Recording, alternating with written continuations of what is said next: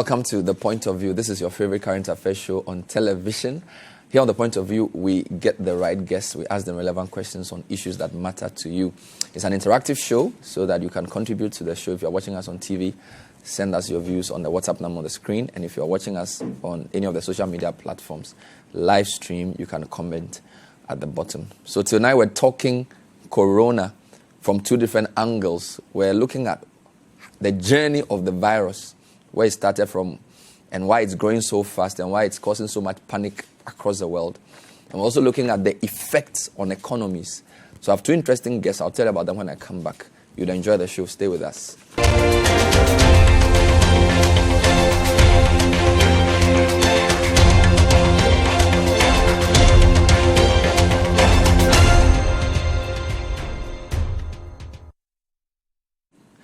So welcome back to The Point of View. Tonight we're talking about the trail of corona, and also we're counting the costs to economies. So it started late last year in China. Now about 150,000 people have been infected. It's causing havoc. Airports are closing. Airlines don't know what to do.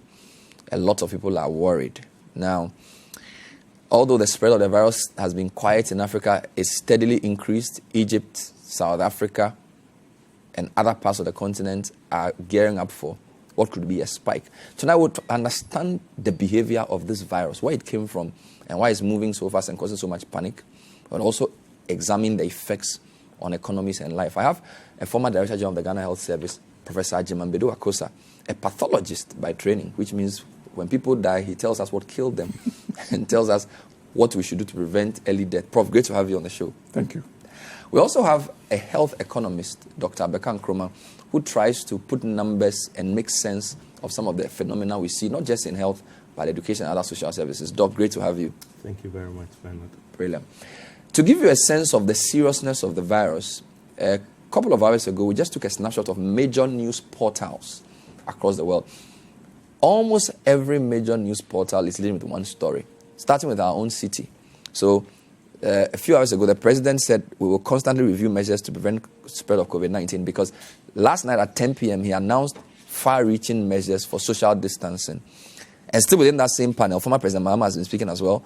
Government must outline plans to protect the economy. Even the Attorney General is in the mix. Government seeks laws to punish flouters of public gathering ban. This is for citynewsroom.com. If you go to City Business News as well, Bank of Ghana directs bank and other financial institutions to take steps to prevent spread of COVID-19.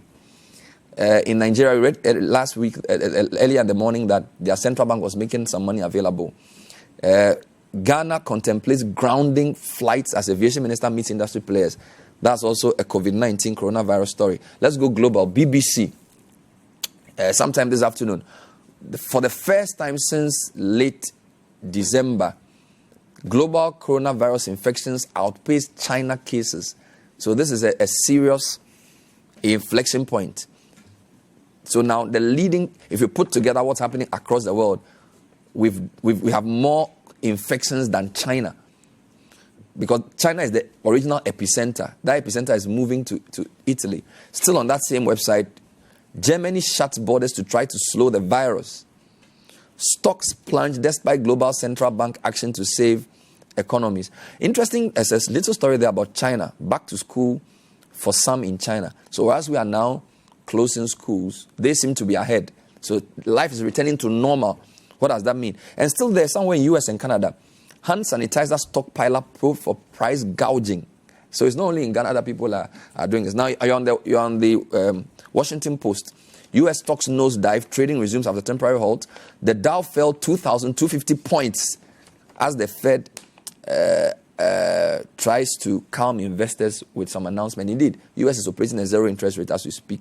And then there's a story also on lockdown in Beijing.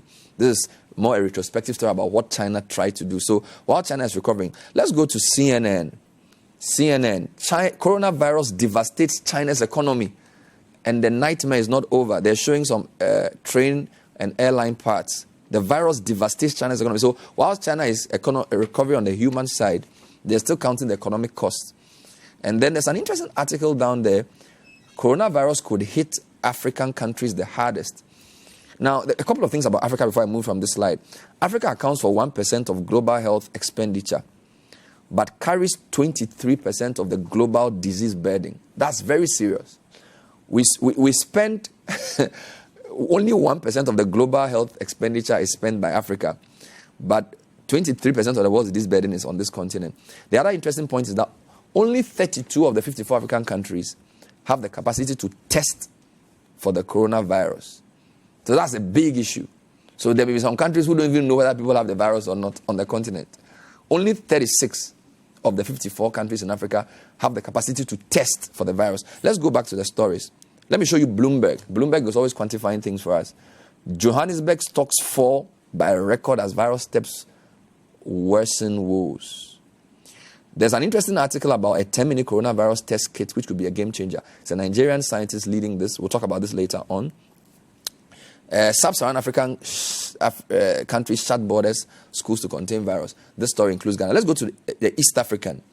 Tanzania confirms its first case. Somalia confirms its first case.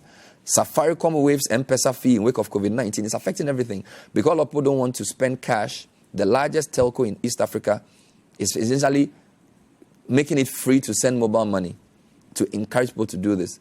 South Africa imposes travel restrictions and closes schools over COVID-19. And as we also said, Tanzania confirms their first case. Let me end with the Mail and Guardian from South Africa. Ramaphosa pledges COVID-19 economic stimulus package. And then also, National Disaster Declaration follows confirmation of internal transmission of COVID-19. Now, let's show you the moving map. This is the live map as of 9 o'clock, a few hours before I started the show. The Africa part of the pie is gradually growing. When this started, Africa was almost, apart from Egypt and Algeria, the last time we did this, there was nothing on Africa. But look at West Africa now closely. Ghana has 6. Cameroon, 5 confirmed cases. Nobody dead. Gabon and Equatorial Guinea, 1 person each. Nigeria, remarkably, 2 confirmed cases, 0 deaths. And Nigeria had their case about a week and a half before our case. We'll talk about why we have 6 and they have only 2. Benin, 1 confirmed case. Togo, 1 confirmed case. Luckily, nobody's died so far. Burkina Faso, 15. 15 confirmed cases, Burkina Faso. What's going on there? Don't forget, we've done programs on Burkina Faso where we told you that about a third of the country is under the control of terrorists. Maybe that could be the reason. Ivory Coast, 4 confirmed cases, no deaths. Liberia is interesting. They've had Ebola. They should be better equipped to deal with this. We don't know. And then let me show you Senegal. 26 confirmed cases. That's interesting. 26 confirmed cases Senegal. Nobody died, 1 recovered. Let's look at South Africa, which has 64 cases. Last week it was only 2 cases. So I'm going to start with the behavior of the disease. And of course, globally, we have 177,000 confirmed cases, 7,000 deaths, 67,000 recovered. So it seems as if it starts with 1 or 2, jumps to the scores, 60, 70, 80. It's in the hundreds, and then it gets to the thousands. Let's take you to the president. So last night at 10 p.m., the president, Nana Akufo-Addo, addressed the nation and announced some very far-reaching measures, including travel advisory and what is known as social distancing initiatives. Let's hear him. Fellow Ghanaians, I've come into your homes again this evening to provide an update, as I promised, on the measures taken by government to combat the coronavirus pandemic. You may recall that on Wednesday, 12th March 2020, when I first spoke to you directly on this matter, I announced the first raft of enhanced measures taken in response to the pandemic. At the time, there had been no reported confirmed case of the coronavirus in Ghana. Since then, 6 confirmed cases have been announced, all of persons who recently traveled into the country. Advisories on how to manage the developments have also been announced by the Ministries of Health and Information. Public education is being intensified to ensure that citizens are well advised on preventive measures. Earlier today, Sunday, the 15th of March, 2020, I chaired a meeting of the Interministerial Committee on Coronavirus Response. After deliberations, I've decided, in the interest of public safety and the protection of our population, to review the public gathering advisories earlier announced as follows. Firstly, all public gatherings, including conferences, workshops, funerals, festivals, political rallies, sporting events, and religious events such as services in churches and mosques, have been suspended for the next 4 weeks. Private burials are permitted, but with limited numbers, not exceeding 25 in attendance. Secondly, all universities, senior high schools, and basic schools, i.e. public and private schools, will be closed Monday, 16th of March 2020, till further notice. The Ministry of Education, in collaboration with the Ministry of Communication, has been tasked to roll out distance learning programs. However, BECE and WASI candidates will be allowed to attend school to prepare for their examinations, but with the prescribed social distancing protocols. Thirdly, the Government of Ghana's travel advisory, issued earlier today, should be observed as announced. Fourthly, businesses and other workplaces can continue to operate, but should observe prescribed social distancing between patrons and staff. Fifthly, establishments such as supermarkets, shopping malls, restaurants, nightclubs, hotels and drinking spots should observe enhanced hygiene procedures by providing, amongst others, hand sanitizers, running water and soap for washing of hands. Sixthly, the Ministry of Transport should work with the transport unions and private and public transport operators to ensure enhanced hygienic conditions in all vehicles and terminals by providing, amongst others, hand sanitizers, running water, and soap for washing of hands. And seventhly, the Ministry of Local Government and Rural Development should coordinate with the Metropolitan, Municipal, and District Assemblies measures to enhance conditions of hygiene in markets across the country. Additionally, as the experts conduct contact tracing, I appeal to all to cooperate with them to ensure that persons who have come into contact with positive cases are identified and supported. I've directed the Attorney General to submit immediately to Parliament emergency legislation in accordance with Article 21(4)(c) and (d) of the Constitution of the Republic to embody these measures.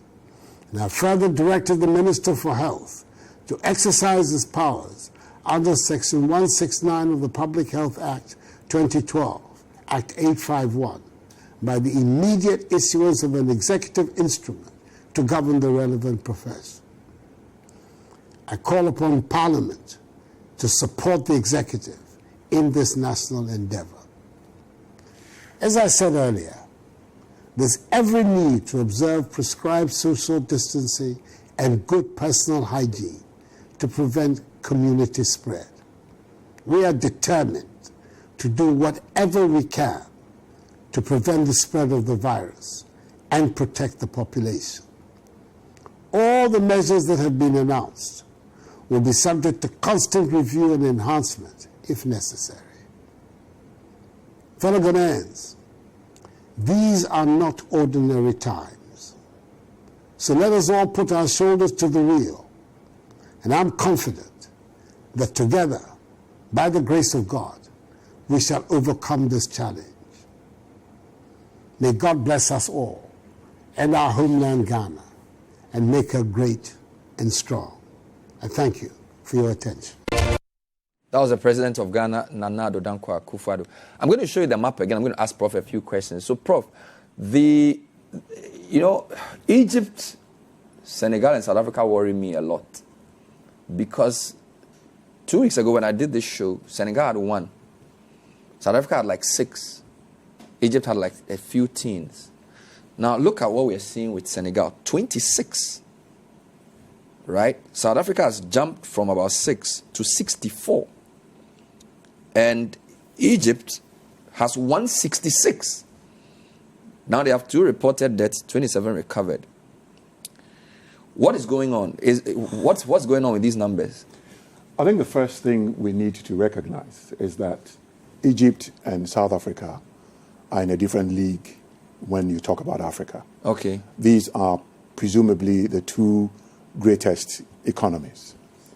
If you take Senegal, Senegal is almost like a protectorate of France. What people don't realize is that French citizens don't need a passport to get to Senegal. Oh, okay. You just need your national ID card and you're there. So it's like their backyard. Okay. So the traveling and, the number of people who are entering these countries,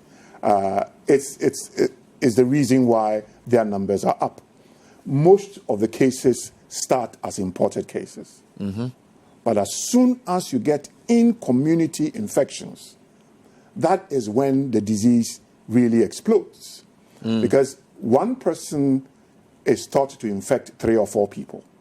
So if you've got 1, the likelihood is that you're infecting 3 or 4 people, that would be 4. The 4 would each infect 3 or 4 people. As soon as you get to 50, you can imagine, it becomes an explosive thing. And that is precisely what is happening. Africa is late, but Africa with our poor health systems is really, if we don't take care, we're really going to get a greater impact of the coronavirus. Go back to the map. What is happening in Italy? Because again, Italy was not even mentioned in January. Early February, it was China, South Korea, Iran. All of a sudden, Italy is now, if you look on the league table, Italy is like number 2 now. It's now the epicenter. What happened there? I mean, the problem with Italy is it's all trade. Trade. What has happened over the years is that most of the manufacturing in Italy have been taken over by the Chinese. So the leather companies doing shoes, doing bags, etc. There's a huge Chinese presence there. And what presumably happens is that people who are toing and froing in the regional airports of Italy, do not go through very stringent checks. And therefore, you would have had, quite a significant number of people, and from Wuhan, because most of the people who are in the leather business are from Wuhan. So it's the leather business in Lombardy. That is my understanding. So there's 27,980 cases in Italy, 2,158 reported death, 1,045 recovered. So there are more people dead than more people recovering, which is abnormal because usually you have more recovery than deaths. No, but because this is the accelerating phase. So now the graph is going higher. Absolutely. And then you look at Switzerland, 2,221 cases. You look at Belgium, 1,058 cases. France, 5,423, 127 dead. United Kingdom, 1,543, 53 dead. Germany, 6,612, 13 dead. Netherlands, 1,430. So Northern Europe, it used to be Southern Europe, now even Northern Europe is suffering. Well, what we don't all appreciate is that the manufacturing hub of the world is China. And if you know the number of people from various countries that go to China, it is incredible. And therefore, visits to China and back is huge for non-Chinese. So we're talking of Germans who are in China buying things, Italians who are there, British people who are there. I did an article, and it would be interesting to see the article. I said, Africa's, giveaway. If you know the number of Africans who go to China every day, Kenya Air, Ethiopian Airlines, Egypt Air, Emirates, Rwandan Air, South African Airlines, they're there. And these people are moving people. And if you virtually do a back of the envelope calculation and see, even if anybody who goes there spends $10,000, we're talking of serious money. I'll talk about the global effect, but final point here, 36 out of 54 African countries have the capacity to test for the virus, which means that we could be understating the Africa problem. Well, there could be some countries with the virus that have not even tested anybody because they don't have what it takes. But even here, we're only testing those who, so far, are those who've traveled in. Now, you're going to do contact tracing. You're not going to test everybody who's been contacted until the person has symptoms. So anybody in the asymptomatic phase who doesn't have symptoms is still... Well, if there's no symptom, the test doesn't show. Oh, it will show. But the point is that... They won't test them if they don't have the symptoms. How do you know that this person is worth testing? One would have thought that with about 180 contact tracings, that everybody should be tested. But do we have enough? You don't think we can test 180 people? Noguchi and KCCR, these are the only two institutions that are going to do the testing. And yesterday, if you heard the Director General, he said that they don't want to waste tests. They don't want to waste tests? Yes. So they may not test all the traced people? No, they will wait till... You see, the critical thing is 1 week, 2 weeks. So since these positive cases have been in town, we're talking 1 week, 2 weeks, maximum 3 weeks. Wow. That is when we would see whether we have in-community infection. And I think that so long as the people have been in town for days before those who tested positive, we must assume that there's community infection already, because this is a highly transmissible virus. It is not a low virulent virus. It is a high virulent we shouldn't virus. wait to test. Even before testing the 150 people, you are saying that it's safer to work with the assumption that some of those traits may have it. Oh, yes. Yes. And, 80% have mild infection. So you might never know. They just have flu-like symptoms, and they might get better. We will talk about why we shouldn't be too worried. It seems as there's a bit of an alarm because the death is not as high. But, Doc, just looking at the global figures, China, South Korea, Asia, Europe, Germany, France, Italy, Spain, US, I haven't even shown US, Africa. Can we begin to quantify what this means for the global economy and also the industries that will be most hit just on a global scale? Yeah, thank you very much. So there are currently estimates around. I think McKinsey has done some estimates. Bloomberg has also done some estimates. And just this afternoon, I was reviewing the Bloomberg estimates. So there are different case scenarios. So for instance, if you take what I'll call the normal case scenario, we're looking at basically dipping global growth by up to 2.4% because pre-coronavirus, okay, the world economy was estimated to do about 3.1 at the end of the year. But if you take the simple case scenario, we'll go down to about 2.4. But if you take, say, a pandemic scenario where we can have grips on the virus, then global growth will go down to about 1.2%, which is worth something around $2.7 trillion. Okay? And so in the pandemic scenario, we'll lose $2.7 trillion yes, globally. Something around $2.7 trillion. But that could be more because the estimates that were made, it's based on some sort of thresholds. But if we cannot handle it very well, and my fear at the moment is what is happening in the U.S. It doesn't seem to be the case that U.S. is giving some sort of comfort to investors.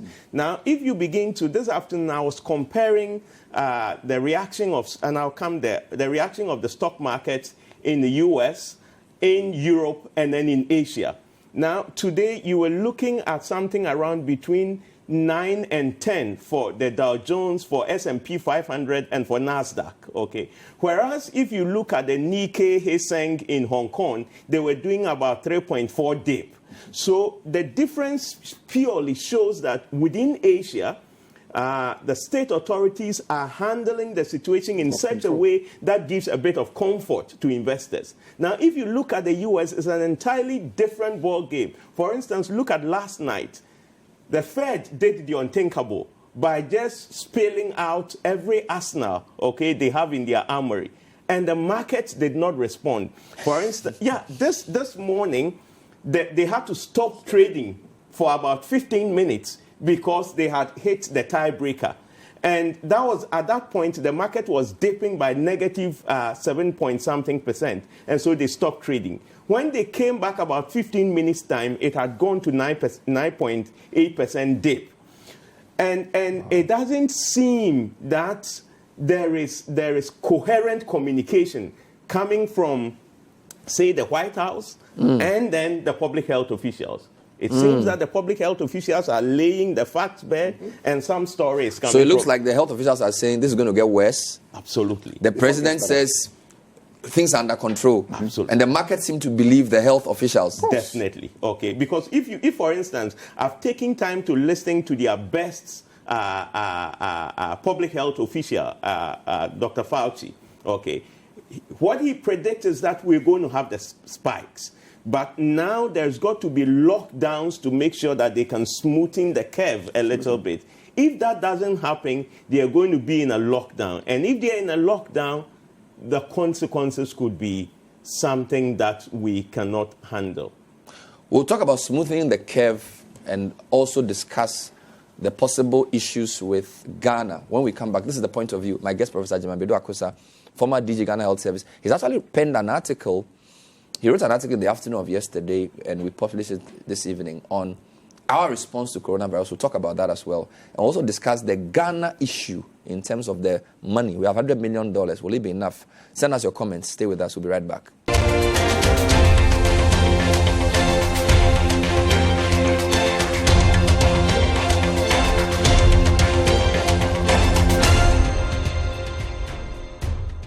Ago, good people of Ghana. Here are some safety measures on prevention of coronavirus. 1. Cover your mouth with tissue when you cough or sneeze. Dispose of tissue into a bin immediately you cough into it, and wash your hands with soap and running water. Avoid shaking hands and use sanitizers as often as you can. Signs and symptoms of coronavirus include fever, cough, sneezing, and difficulty in breathing. Should you experience any of these, or for more inquiries, please contact 0558 439 868. That's 0558 439 868. Or call 0509 497 700.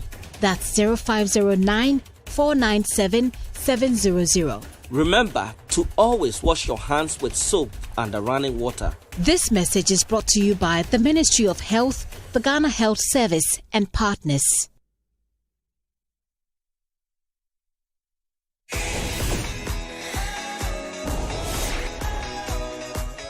For the best prices of all your food stuff across major markets in Ghana, watch Goodbye on City TV. So today we are at the Odona market here at Adabraka in Accra. We are right here at the night market inside Legon, the University of Ghana. The new Mandela market here at Ashaiman, the underbridge to be precise. A 30-minute show that will answer all your questions on where to buy what for your home. Goodbye airs every Friday at 10 a.m.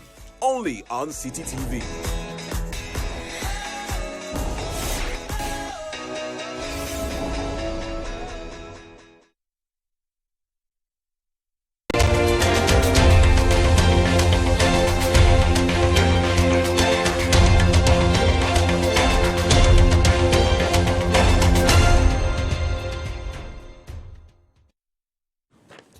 Welcome back to The Point of View. Today we're trying to understand where the coronavirus has left us. A global pandemic declared by the WHO. Ghana's case has moved from 2 to 6. Prof. Akosa thinks we probably have more. Only 36 African countries have the capacity to even test for the virus, which means there could be more. But Egypt, South Africa, and Senegal in the lead. And my guests are trying to analyze this. I also have Dr. Abeka Nkrumah. So, Prof, we listened to the president announce a travel ban. Countries with more than 200 cases won't be allowed in, except Ghanaians and resident permit holders. And then he also spoke about the social distancing. I didn't quite understand the 200. And I don't know, when I asked the Minister for Information, he said, this is what the experts recommended. What do you make of the travel advisory? Some people actually feel we should have closed all travel into Ghana, lockdown, nobody coming, nobody going, to prevent importing the virus into Ghana in the first place. What do you think? Bernard, this is just what Anthony Fauci was saying, that as far as he is concerned, America should go complete lockdown. Because you need to flatten the curve. At the moment, what is happening is that we have 6 cases. We are trying to trace almost 180 contacts. I don't know how we're going to do it. When the experts spoke yesterday, they said they were in touch with 68. Now, that leaves how many?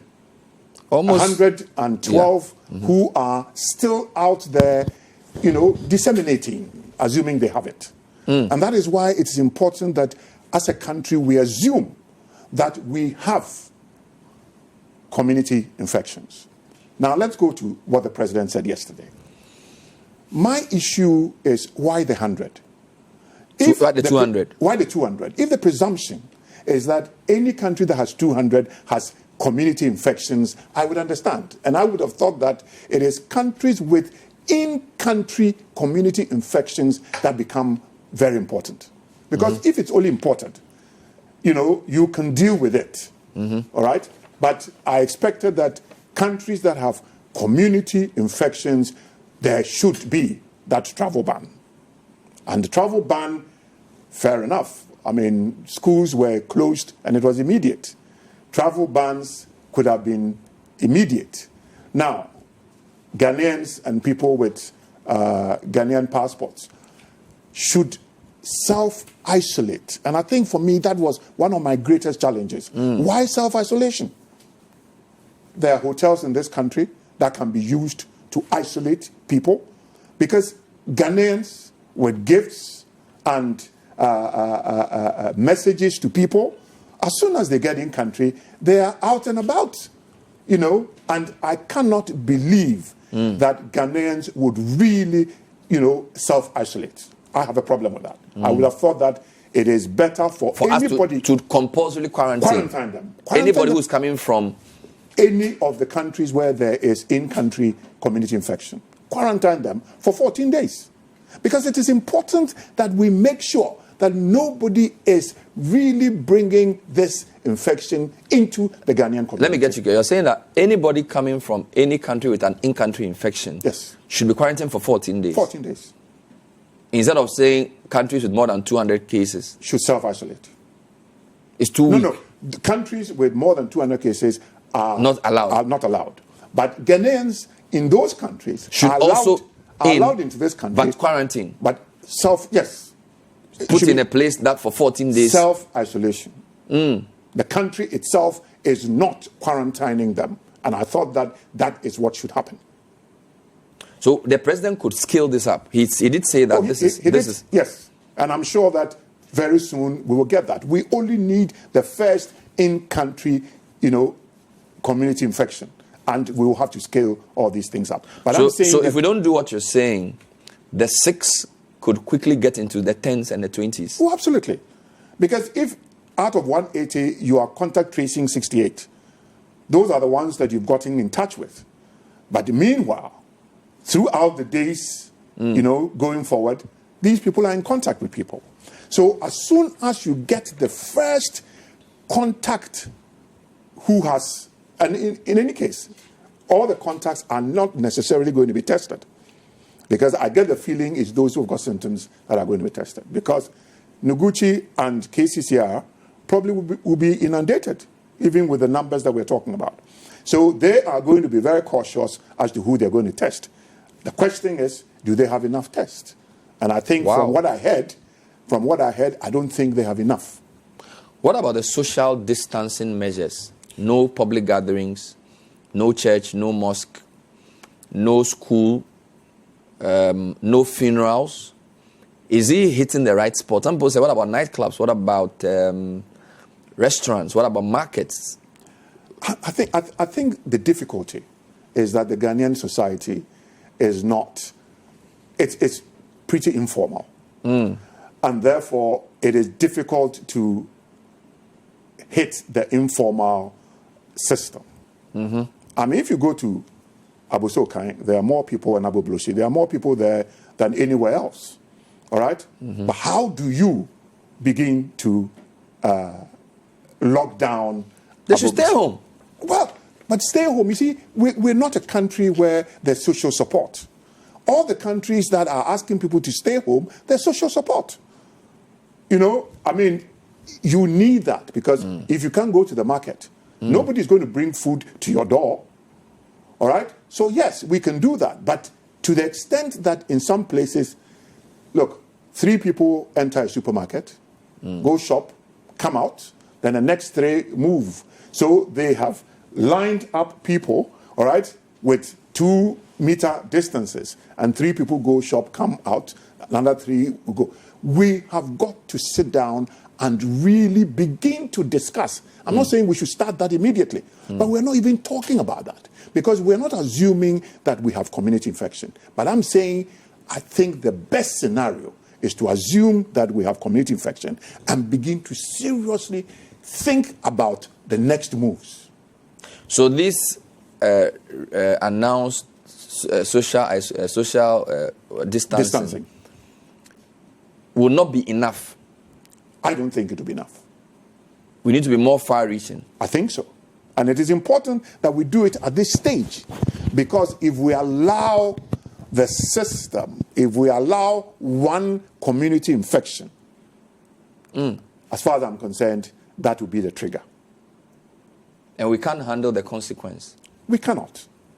And I tell you that because, you see, our health systems are not as good. I mean, in the article that I've written, I've asked, how many pulmonologists do we have? In other words, how many respiratory physicians do we have? How many, intensive care beds do we have? Add the isolation units in Tema and Ridge. I asked the question, why is the University of Ghana Medical Center not at least even being considered as a potential site, for example? What's happening in our regional hospitals? How many ventilators do we have in this country? So these are the things, the active preparations that we should be doing now and making sure that all the doctors, nurses, and health professionals have been critically trained and are capable of standing up to, a sudden surge of community infections. Before we come to the economic cost of the social distancing in Ghana, which industries globally are driving the meltdown economically? Because you've said to me we could lose almost upwards of $2.4 trillion. Yeah, $2.7 trillion. Yeah. Is it just the transport? Is it the logistics? Which sectors are bleeding? Okay, thank you very much. So I think that the biggest one is transport. And then you also have energy and minerals. But the point is that the energy and minerals are basically high-tech, and so they don't have a lot of human effect. But when it comes to transport, that's because, for instance, I have, just this afternoon, I collated from CNN Business, communications, consumer durables, retail, up to energy. And you have transport doing about 21 points, so just about 22% nosedive. Transport sector. Yeah, the transport sector. And the hardest hit is airline. So, for instance, you have Delta saying that they are cutting about 50% of their schedules. We know that other airlines in Scandinavia are already going down. One is already gone down in the United Kingdom. Norwegian. And what's going to happen, Ben, is that by the time this thing is done, most of the airline companies we know will never be the same again. The only ones that may probably survive will be those ones that can have their government shoring them up. Because one thing we know is that the airline industry is capital intensive, and all that money is coming from the banks. And the banks are already feeling the heat. So if they don't get bailouts, almost all these airline industries... They'll go bankrupt.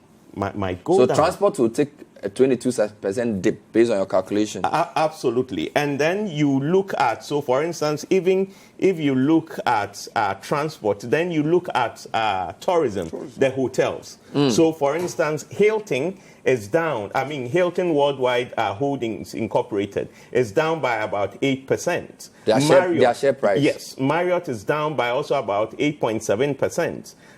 Intercontinental is about 18.2%. Wow. Hyatt is about 13.8%. Then you look at all these guys that are doing things like entertainment, theme parks, Disney, and the rest, because they've all been locked down. So can you imagine a place like Disney locked down and its implications? I was just looking at Disney. It's about 7.2% down.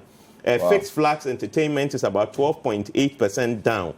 So these are the areas that are mostly affected. But of course, consumer durables. But the good thing about consumer durables is that expenditure can be postponed. Okay. So for instance, if you want to buy TV, and because of Corona, you buy it anyway, but you may buy it 7 months down the line. But if it is food, you can't postpone consumption. But I'm surprised manufacturing is not featuring strongly on your dips, because if China is the factory of the world and people cannot manufacture as quickly as they should, I'm surprised it hasn't shown as significantly as transportation, entertainment, and tourism is showing on your model. Okay, so for instance, if you look at those things, they are there, but they are not as high. So for instance, you have things like consumer non-durables is about 11.4%. Down. Down. You have electronic technology, about 30.3%. But you see, Ben, the other issue is that when you talk about, say, consumer durables, technology, these are things that they have stocks. Okay, and COVID-19 is just being, I mean, the heat of it is just being from China, I think somewhere around January to February. And almost all these factories have stocks that they can push in. In addition, for most countries, for instance, if you look at Ghana, we've not felt the effect because we have stocks. Now, my fear is that if we are not able to have a handle and we go on for about, let's say, 3-4 weeks, about 2 weeks, almost all our stocks will run down. Then the thing is, how then do we get stocks? But when it comes to transportation, it's simultaneous consumption and production. So it hits them hard. That's the difference. What about the measures the president has announced in Ghana? People are not going to go to church. They are not supposed to go. Some may, I don't know. People are not supposed to go to school. People are not supposed to do funerals. And those also important drivers of the economy in terms of the church economy, the education economy, the what do you call it, the funeral economy. No, that's a great question, Ben. The point here is that I think that at the moment, because of the seeming panic, okay, I would imagine that our authorities have their focus on the public health side. Okay, so at the moment, I don't think that we are talking about economics. It's about how do we get those people and how do we make sure that we get a hold on it. And so the 100 million that has been announced, my guess is that it is not money going to shore up economic issues. No. They are just money for public health intervention. Operational, logistical issues. Operational logistics. But the fact of the matter is that's why I'm saying that I'm only hoping that we can have a handle and this doesn't go far. Let me give you a typical example. So today, most kids are at home. Mothers aren't going to work. If, for instance, there are mothers who are doing their private business, what it means is that they are losing the day's earnings. In Ghana, our GDP by 2019 estimate was something around $67 billion. That $67 billion, about 70% comes from the informal system. Wow.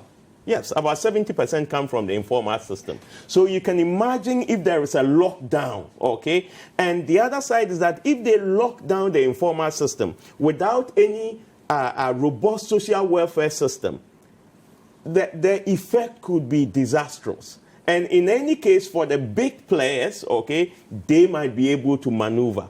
So for me, I think that this is about time to begin to now ask ourselves, how, in the event that we are not able to handle this, what will be the strategy?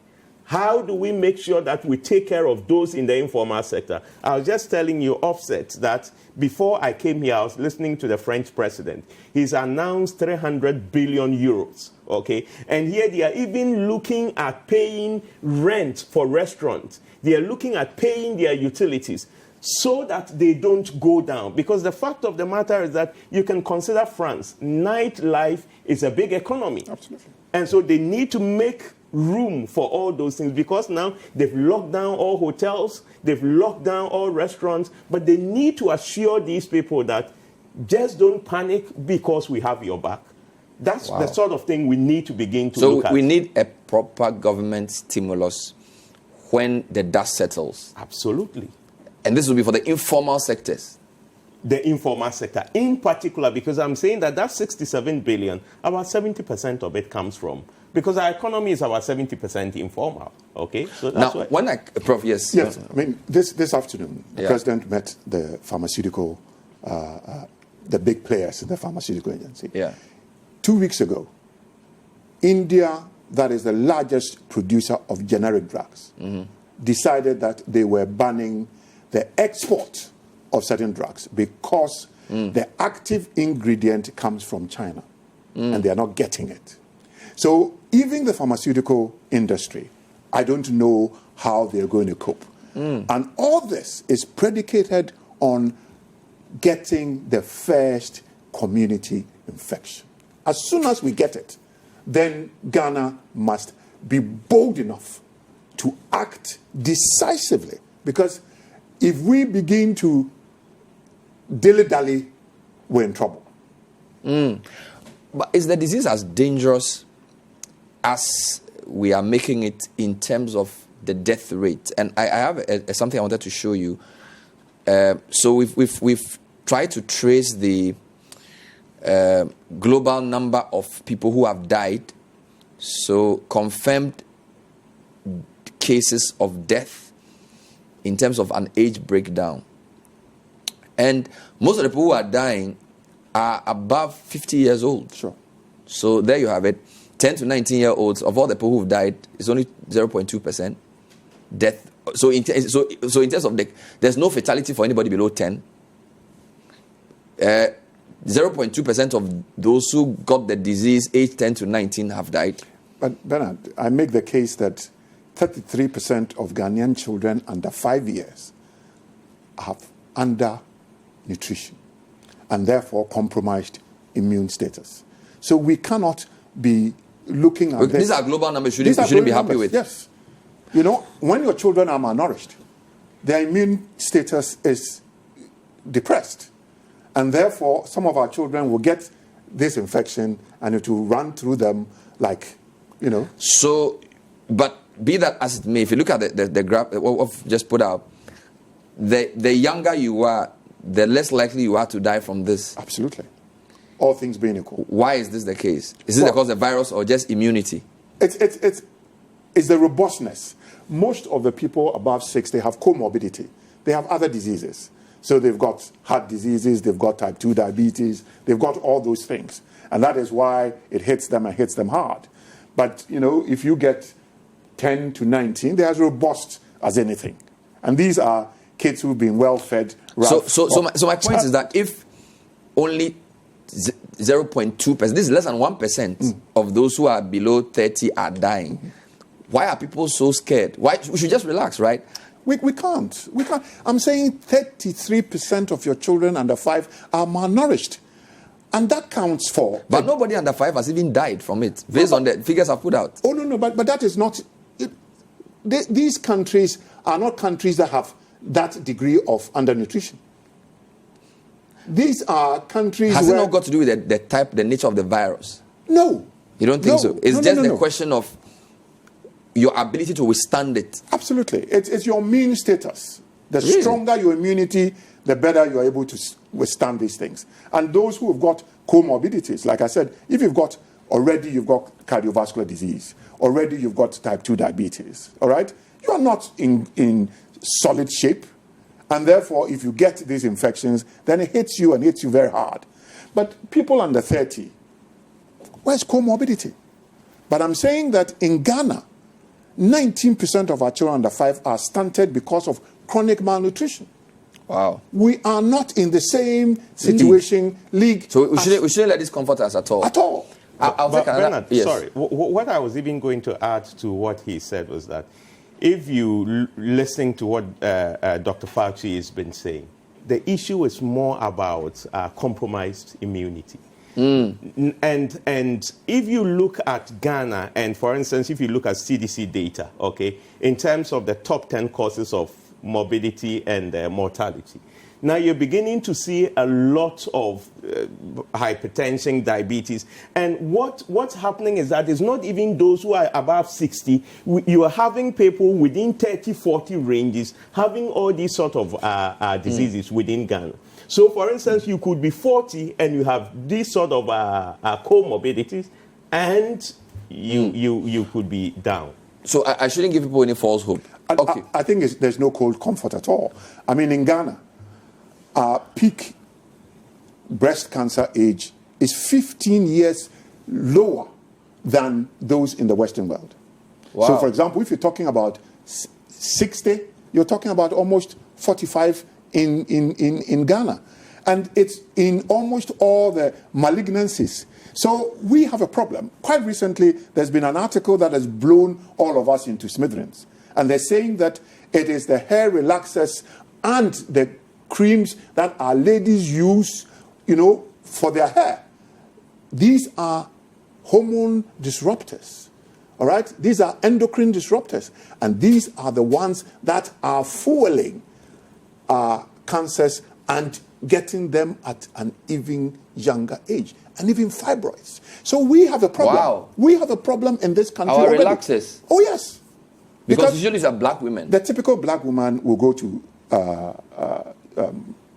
salon how many times a month? And in all this they're putting, and these days kids as young as 2, 3 are being yes, just so that they can put ribbons and things in their hair.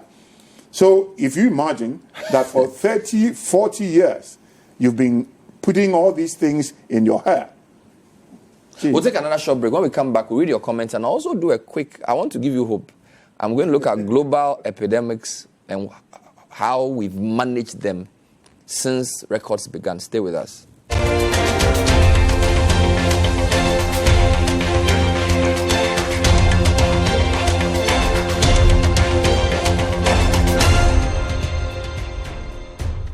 Ago, good people of Ghana. Here are some safety measures on prevention of coronavirus.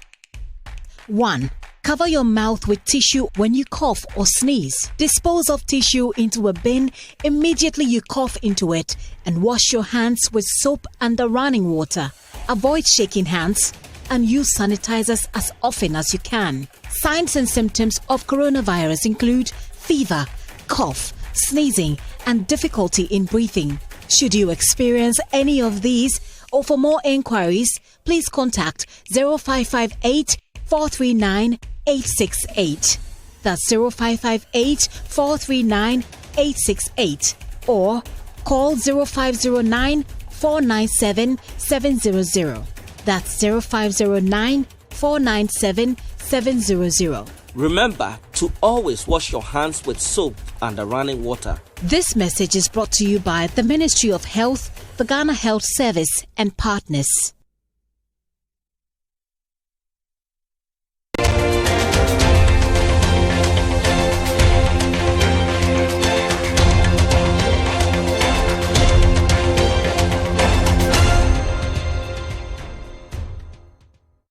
Welcome back to The Point of View. Professor Jimabedu Akosa, former Director General Ghana Health Service, Dr. Bekan Kroma, health economist from University of Ghana Business School. Before I read your comments, so in terms of things that have killed humanity, the first I have here is called the Antonine Plague. This happened in 165 to 180. I think this is AD. There was a plague of Athens, 430 to 426. Then there's the Japanese smallpox, 735, 77. 1 million people died. The Antonine Plague killed 5 million people. If you look at the number of people who have died, the biggest was Black Death. Yes. 1347 to 1351. Now, this started in rats and transmitted by fleas. 200 million people died. There weren't aircraft. No. Yet, the fleas transmitted the virus. It was a global issue. Through ships. Okay, this is 1347 to 1351. Yes. The next one was New World smallpox outbreak from 1520. 56 million people died globally. The Great Plague of Land, 100,000 people. It wasn't that much. Italian plague, 1 million. Cholera pandemic, 1817, 1 million plus. Yellow fever, late 1800s. Virus and mosquitoes, 100,000 people. The other one that's of interest to me is Spanish flu. Spanish flu, 1918 to 1919. Yeah. A little, 10 years before the Great Depression, which is like 100 years ago. Spanish flu, H1N1 virus caused by pigs, 40 to 50 million people. Asian flu, 1 million people, 1957. Hong Kong flu, 1 million people. HIV AIDS, 1981 to present. My question to you quickly is, what does, and of course the SARS, 2000 and 2003, 770 people. Ebola, 11,000 people. And MERS, 850 people, 2015. COVID-19, 4,700 people. So the number is very low now. What does history tell us? Does history make you optimistic or worried? It should make us optimistic. I mean, it's the state of preparedness. You know, I mean, I was telling some of our senior public health physicians that what happened after SARS? What happened after H1N1? What happened after SARS in this country? It's almost as if we dropped the ball and waiting for the next one so that we pick up from ground zero. But Ghana should be in a state of preparedness. After HIV, you know, by now we should have a system that is well oiled already.